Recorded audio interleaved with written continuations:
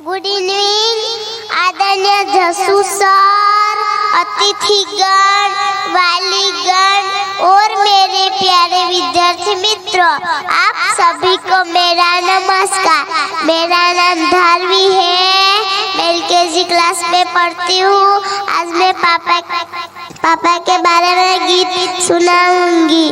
चंद्र ने पूछा तारों से, तारों ने पूछा हजारों से, सबसे प्यारा कौन है?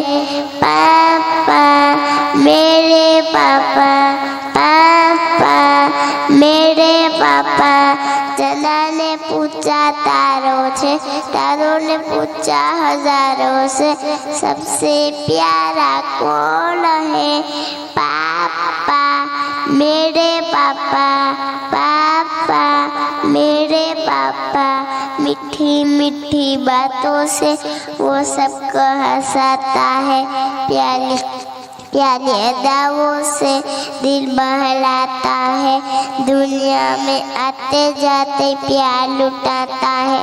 सागर ने पूछा मैया से, मैया ने पूछा कि मैया से, सबसे प्यारा कौन है?